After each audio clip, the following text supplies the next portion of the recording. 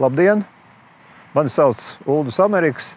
Skaista pavasara diena. Atrodamies Jelgavas apkārtnē, stāda audzētavā, kuras dienas tomēr ir jau skaitītas.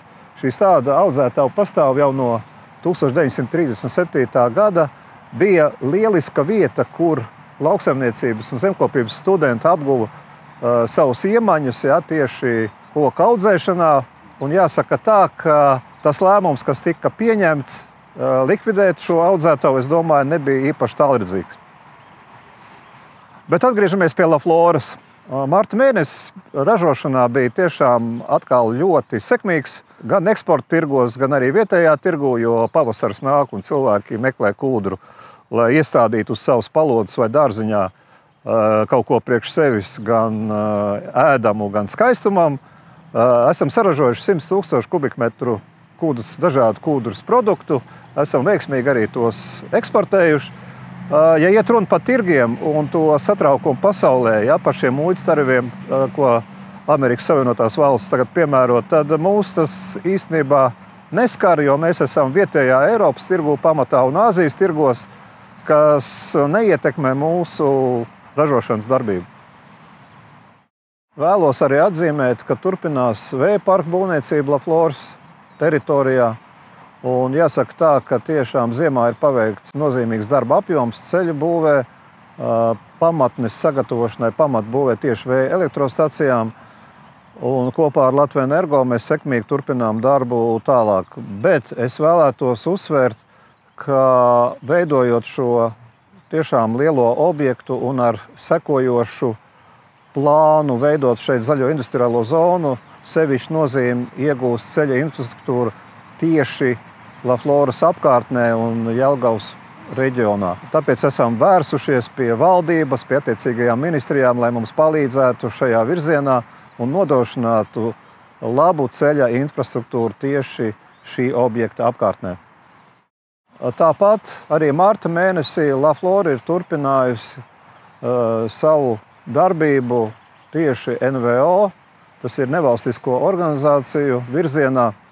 Ir notikušas vairākas sapulces, pārvēlēšanas. Man jāsaka tiešām liela pateicība tiem kolēģiem, kas uzticējās man Latvijas darba devēja konfederācijā un ievēlēja arī vēl vienu reizi uz nākošo termiņu LDDK padomē. Un es vēlos tur tiešām turpināt iesākto darbu tieši vides jautājumos un tieši zemes sektorā. Tāpat tiešām pateicība arī Vācijas-Baltijas tirdzniecības kameras biedriem par to, ka arī uzticēja turpināt veikt valdes locekļu pienākumus. Tāpat Laflora turpina strādāt arī ilgspējas virzienā, ilgspējas jautājumu virzienā. Un jāsaka tā, ka mēs šobrīd fokusējamies tieši uz iekšējiem procesiem. Un notiek ilgspējas semināri, notiek šī saruna ar mūsu darbiniekiem par ilgspējas jautājumiem, par viņu iesaisti mūsu kopējā darbā un Lafloras attīstībā.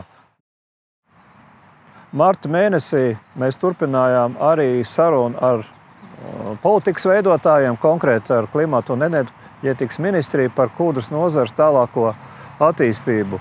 Ne tikai līdz 2030. gadam, bet jau ilgtermiņā līdz 2050. gadam, lai kūdru mēs atzītu Latvijā, un ne tikai Latvijā, bet arī Eiropā par lēnu atjaunīgu resursu. Un kā ļoti sekmīgs rezultāts, es uzskatu, bija šī ceļa kartes sastādīšana, lai mēs to arī sasniegtu realitātē. Un Laflora arī piedalīsies šī taisnīgās pārkārtošanas fonda teritoriālā plāna ieviešanā, konkrēti pētījumos, dodot arī savu devumu. Es ceru, ka arī citos virzienos tiks jēgpilni un pareizi šie līdzekļi izmantot. Marta mēnesī arī bija iespēja piedalīties dienas biznesa organizētajā enerģētikas konferencē. Un jāsaka tā, ka piedaloties panelī kopā ar nozares profesionāļiem, kur tika apspriesta Latvijas enerģētikas stratēģija, bija iespēja arī uzsvērt kūdras lomu šajā virzienā. Un, protams, arī pieskārāmies Lafloras vēja parka nozīmi tālākā Latvijas enerģijas bilancē šajos ģeopolitiskajos apstākļos. Un nobeigumā es gribu novēlēt visiem Lafloras darbiniekiem, mūsu komandai sekmīgi jauno kūdras iegūs sezonu, turpināt iesāktos projektus un darbus, un pats galvenais, lai mums būtu ticība drošai nākotnē.